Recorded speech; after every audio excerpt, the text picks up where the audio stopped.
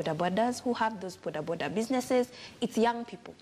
They are not the young people who are taking flights to fly to New York. Very few, and those are very few going to universities. Most of us are here, and we depend on those transports. So it speaks loudly. That's what I'm saying, it's an insult. Yeah, I'm saying in a context that we should bother the CS. He should get bothered with the boda boda.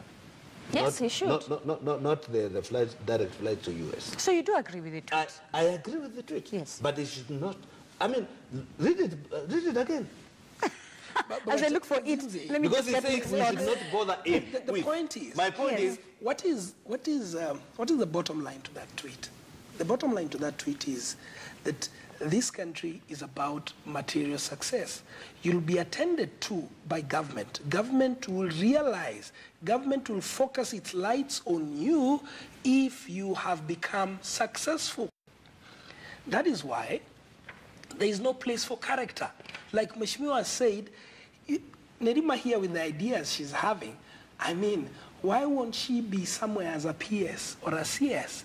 But there is no place for somebody who does not have money in this country. Or connection. So that is why every young person is struggling to do the things they're doing, and they'll call us all funny names because we've come to believe that the government, or rather you are only somebody if you have money. Today we'll be discussing, and I'm sure maybe it's coming up, the issue of the by-election in Migori. All young people now are struggling. If you want to get into political space, you don't take time to study, to understand how is the government run, how a community is managed. You take time to accumulate wealth. Some say the young politicians, and I'm glad you've gone into that because that's our next topic. A lot of these young politicians look for a godfather. Yes. So what we are doing is I will no longer be a young person. When I get into political space, I'm already idolized, okay, to become a Raila. So I'll have to be thinking the way Raila thinks. I'll have to be thinking the way the older politician is thinking. So my ideology has already shifted radically. And what is the bottom line? Money. And that's the thing. Here in Kenya, we have Bobby Wine, who has been making quite a lot of news for the past few months. He is in Kenya, and he's been having, or rather, he will be meeting the likes of Babu Owino, who they will soon be having a rally with. And that's the question right there, Nerima. As the executive director of Siasa, please, do you think that these young leaders are any different? Are we, as young voters, supposed to believe that young leaders are any different? First of all, do not put Babu Owino and Bobby Wine on the same level. I must make that clear, and I speak for many young people. Babu Owino does not represent young leaders in this country. There are several others, honestly. And secondly, I think we need to, there's places like, or organizations like Kenya Young Parliamentarians Association. Right. Which was started off by Sakaja, which are working on building a youthful national caucus, and they're working toward that. It's not as vocal as people would expect, but I know behind the scenes that they are, and they just launched a leadership program this year, so they're working. And I do believe that they are hopeful young people. When we talk about even Migori and we see Eddie Okech, even though he came in second, to be able to garner over 50,000 votes for his first election, that is no small feat. It is not. He's 27 years old. So you should be able to see that there are many young people who are stepping up to the platform of leadership. And they are seeing that the current leadership that we have now, we cannot follow. But there are a lot of things that worry me, including the Universities Act of 2016, which was basically passed by the president to weaken student councils. What happens is they are voted according to, like, a collegiate. So they are not really voted directly by the student bodies. And right now, this is what all universities are following. So what that means is that the leadership will be elected by leadership, not by the people. And it's interesting to me that we're starting to talk about prime minister position. It's almost the same thing, lobbying. What happens in our national politics starts off on campus. It really does. That is where young people learn how to vote in tribal blocks. That is where young people are now exposed, especially to all these books and arts, and they enter politics. We have leaders that we can name, from James Orengo to Anyang' Nyong'o to Miguna to Kenneth Lusaka, who were first in student leadership. So I don't know why we tend to forget that leadership in our country, national leadership, actually starts off on campus. And these people start very young. Let me get the thoughts of... This question of, I mean, that's a very critical question to me, because even where I come from, I've been involved in the question of young leaders. Right. And at the same age of 27, when I came from campus, I attempted a political seat. And let me tell you, this country, there's so much bias against being young, that even when you sit in some spaces, for as long as your face appears young, you've already been categorized. Wewe ngoja, wakati yako itafika. For now, you have nothing much to say.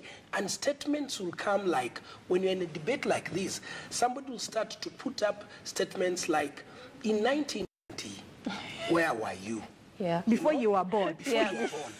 I had Miguna one time in a debate, I think was telling these lady women rep Nairobi, Esther Passaris, that when we were fighting for the second liberation of this country, you were under the bed of your mother. You see, those statements totally disconnect you from the space. And it's done on purpose. It's done on purpose to isolate us. The point that I am trying to make here is the most unfortunate thing, and I will agree with you, that as young people, we must accept, number one, that we are young and there's nothing wrong by being young.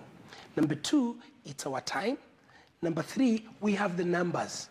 And number three, we must develop confidence in ourselves. But Nick, when you have our young politicians looking up to the older politicians... That's what I'm coming to. That's what I'm coming to. Now, women and youth are suffering the same problem. Okay. That when they get into parliament, they are patronized. Okay? So they no longer articulate for that constituency. Okay? They totally get patronized, and they start, if you look at the way they dress, the way they talk, the way they walk, is exactly idolizing the older regime, which I don't blame them. The older regime has accumulated all the money. Okay, they control, like Mheshimiwa said, even the way people think. So you go against them, you face the beating that Eddie faced when Raila Odinga went to Migori and said, it is not Eddie. Why? That I'm fighting another person behind Eddie. All right, so Joe Mutambo, why do you think that is the case? Why do you think that perhaps a lot of the older politicians do not want to let go of power, and a lot of them also are sort of looking for influence, a copy-paste scenario to these younger politicians? Is it not just mere greed? Because Kenyans don't think for themselves. They let other people think. Bottom line. And then they do what they think. I'll tell you this. Why am I not in parliament today? Because I went against Kalonzo Musyoka. Simple as that. Not because I did not deliver. Do we have young leaders, or do we have young sycophants? She has put it very right. You want to tell me Babu Owino is a leader, or is a politician, or is a sycophant? But for every Babu Owino, there's also a great leader, another young leader who is trying their best. You see, the problem is, because Babu Owino is singing so loudly Tibim and Tialala, and that is catching the audience with and it resonates very well with Raila, so he gets the marks. People of Embakasi will not elect a leader. They will elect the person who will sing more Raila. People from Migori, they will not elect a leader. They will elect the person who sings more of Raila. And so on and so forth. Tell me why. There's something I want to know from those people who live in Kisumu or those sides. Why is Tuju not in parliament? The only man I know in this country who has served his constituency so diligent and so well. The first water pipe to be seen in his constituency was brought by Tuju. Clinics. Call them. Did he get even 10 votes? Hell no. Why? Because he went against Raila. And that is the truth. Unless we change the way we think. unless we think for ourselves. It doesn't matter whether you are old or you are young. You will keep being oppressed by the mighty, and that will never change. We need to think for ourselves. Unless you have independent mindset, and forget about what Joe said. I want to do what is right for me, for my children, for my neighbor, for my constituency, then things will change. But the way it is today, it is who has said what. And that's why, you see, when Raila says we need to shake hands, everybody puts down the stone. Nobody is telling Raila, and what will happen to me? Nobody says that. Nobody questions. When you dare question, then you are out. I think Mheshimiwa has a problem with Raila. No, just a second. I'm bringing that, Mheshimiwa, I'm bringing that because political patrons in this country, it's not only Raila. There are political patrons everywhere, including the coast. He's just confessed here that he's not in parliament because he went against Kalonzo. That is political patronage. Now, Zinzi, the problem, and I will agree with my colleague here, corruption. The worst thing that corruption does to a country is when it robs thought. When it makes you, puts you in a position where you cannot independently make a decision, seated alone and weighing your situation and taking a choice.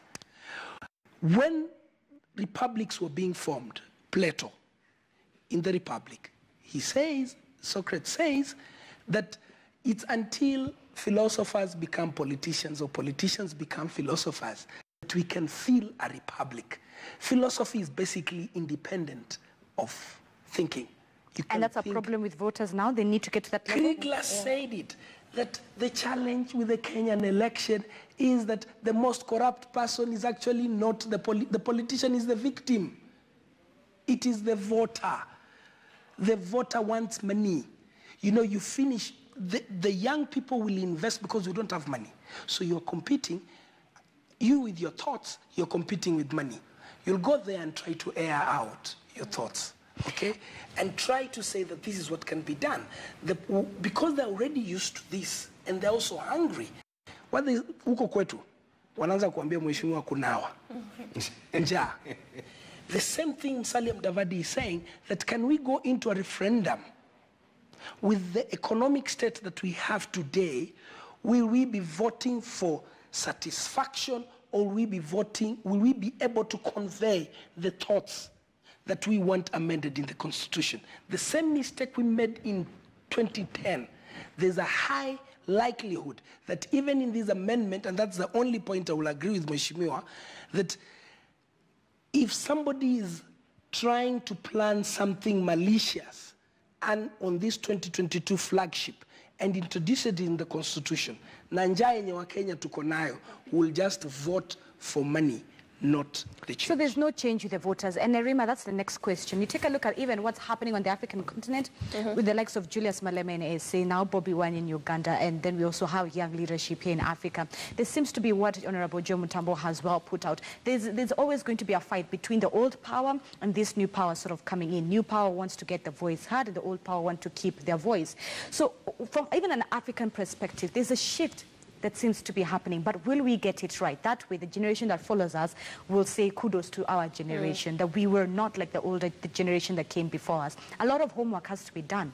Yeah. Because we keep singing that it's our time, but then when it comes to actions, will we just be the same as the former politicians? It's a worry. It's a worry because even when you look at Africa and the leaders who went in their youth, they're the very same ones who ended up becoming dictators.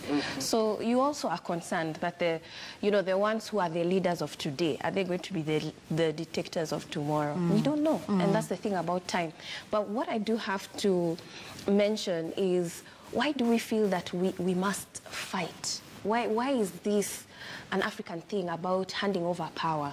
And it's because of resources, of course. But a lot of times when we look at the way resources are unevenly distributed on our continent, that is the reason for conflict. Even when you look at South Sudan and why it decided to break away from North Sudan, it was because of lack of access to oil, lack of resources. But a lot of times when we talk about leadership in Africa, we tend to forget that we don't necessarily instill leadership qualities in our youth.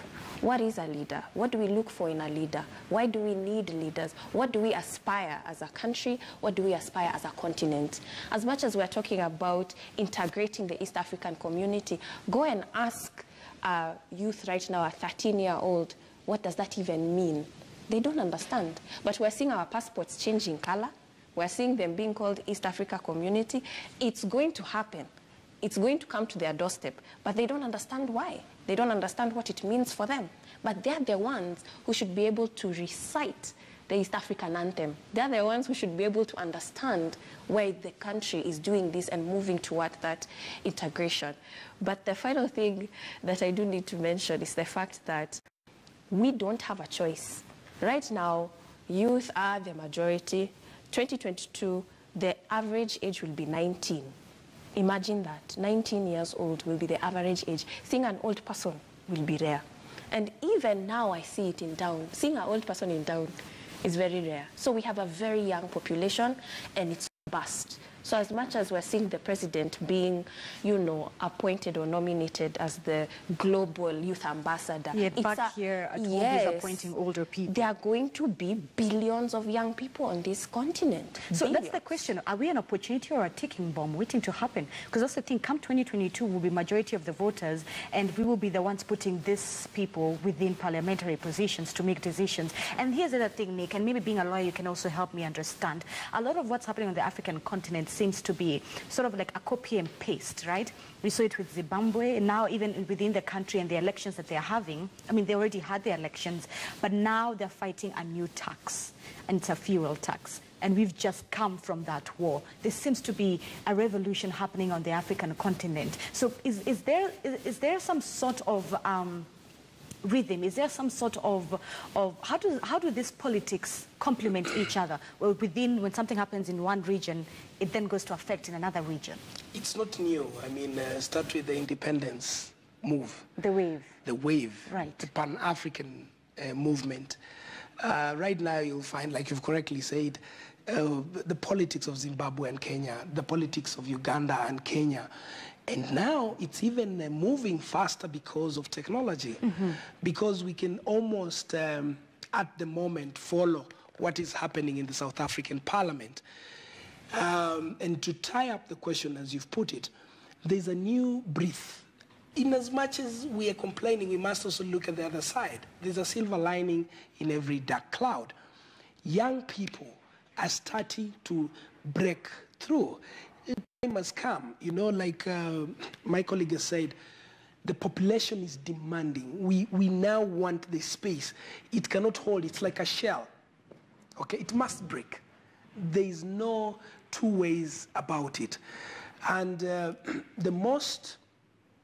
one thing that I'll be asking the young people, including myself, though I'm about to cross the line, we need to start evaluating what is the most important thing, lest we fall into the same trouble that the older generation has just had.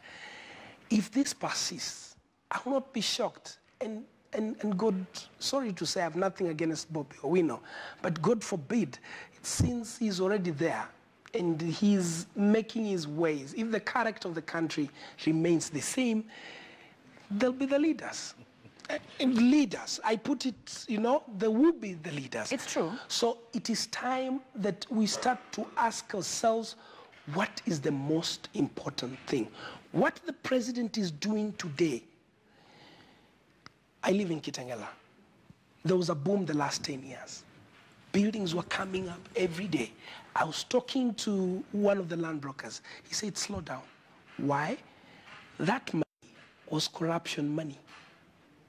So when the system starts to work, we're going to get into a common level. What he said, the battle always is a question of resources.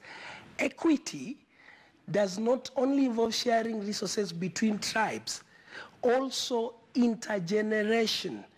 We've already been burdened as a generation with a tax burden that we have to pay into the future. we are walking in there already disadvantaged. When they're going to school for free, there are times when the tomboys were being sent abroad for free to study. We are paying through the nose to study. So this generation equity also has to be addressed, and they cannot do it for us. Like Mswahili anasema, mambo ya msitu ni kima ndio wanaweza tatua. So when we are expecting the other generation to take care of us, no. Yesterday's paper, I think it was your paper, 15 trillion stacked abroad. Offshore. It's not ours. It's not for this generation. It's for the other generation. So what this current political leadership will be doing, the youth will also be trying to stack the same. And the bad manners does what? Continues. Continue. All right. So we must break. Let me give Honorable Mutambo the last say. Your thoughts on this conversation? I think the first thing to do is to understand what you are talking about. And when you underline the word leadership, we need to ask ourselves, what is the leadership? Before we even talk about youth, old or aged, what is leadership? The moment we understand what is leadership and it sinks to our mind, then we will be able to move forward in the right direction. Leadership is not about singing or praising somebody. Leadership is not about aligning myself with who is who. Leadership is not about, well, you can be elected, but you're not a leader. Okay? You can have people elected. You are not a leader. Yes, you are elected. There are reasons why you are elected, not because you are a leader. How do we portray ourselves?